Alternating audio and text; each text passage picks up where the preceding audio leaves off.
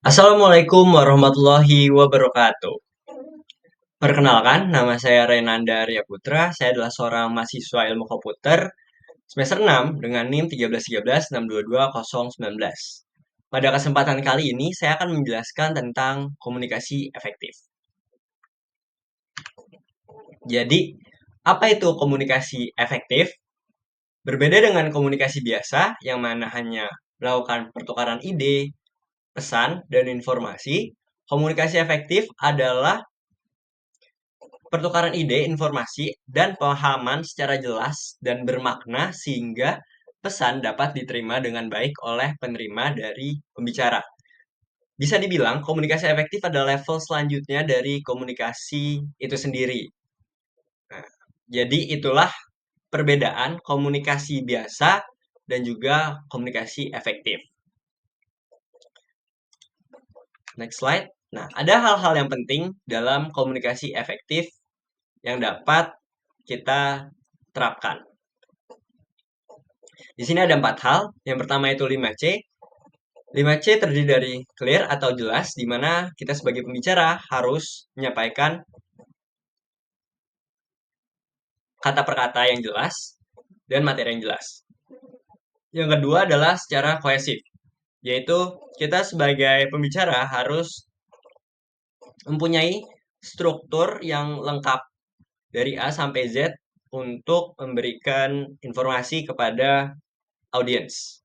Yang ketiga, ini masih masuk ke dalam kohesif tadi, yaitu komplit atau secara lengkap. Dan jadi materi kita harus benar-benar disiapkan. Yang keempat, yaitu concise, yaitu ringkas, di mana kita tidak boleh melakukan pemburusan-pemburusan kata di dalam menerapkan komunikasi efektif. Dan yang terakhir itu adalah konkret. Di konkret ini kita harus menyampaikan pesan atau informasi secara spesifik. Nah, selanjutnya adalah menjadi pendengar yang aktif.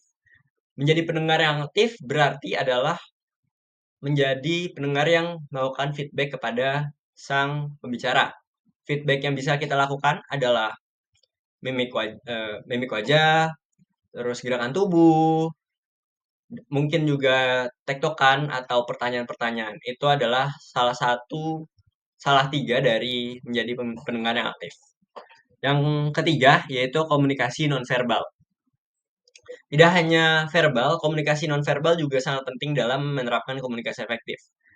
Dalam nonverbal sendiri itu adalah bagaimana kita mengatur intonasi, kata per kata, bagaimana kita mengatur mimik wajah, dan juga bagaimana kita mengatur materi yang kita sampaikan. Seperti itu. Dan yang terakhir adalah memahami audiens. Untuk mencapai efektivitas yang tinggi dalam komunikasi, tentunya kita harus memahami dan mempelajari audiens kita itu kebiasaannya seperti apa. Jadi itulah hal-hal yang penting dalam komunikasi efektif. Selanjutnya adalah manfaat komunikasi. Di manfaat komunikasi kita tidak hanya mendapat benefit untuk diri kita sendiri, tapi juga untuk orang lain ataupun di lingkungan pekerjaan dan sebagainya. Nah, yang pertama ini adalah meningkatkan manajemen tim. Yang kedua, meningkatkan keterampilan public speaking. Yang ketiga, membangun hubungan yang lebih baik.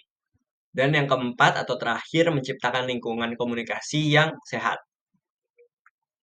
Next slide. Bagaimana cara meningkatkan komunikasi efektif? Yang pertama adalah kita bisa berlatih mendengarkan secara aktif. Seperti yang sudah saya mention tadi di awal, di hal-hal penting dalam komunikasi efektif, itu kita harus menjadi pendengar yang aktif atau memberikan feedback kepada pembicara. Kedua, menggunakan bahasa tubuh yang tadi emosi, intonasi, mimik wajah, dan bahasa nonverbal lainnya.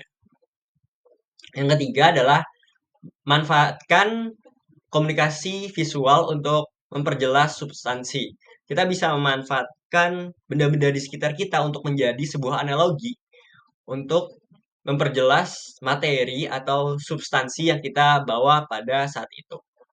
Dan yang terakhir adalah berlatih public speaking. Jam terbang itu sangat penting untuk bisa mencapai komunikasi yang efektif. Kita berada di kesimpulan, jadi komunikasi efektif adalah salah satu skill penting dalam kehidupan.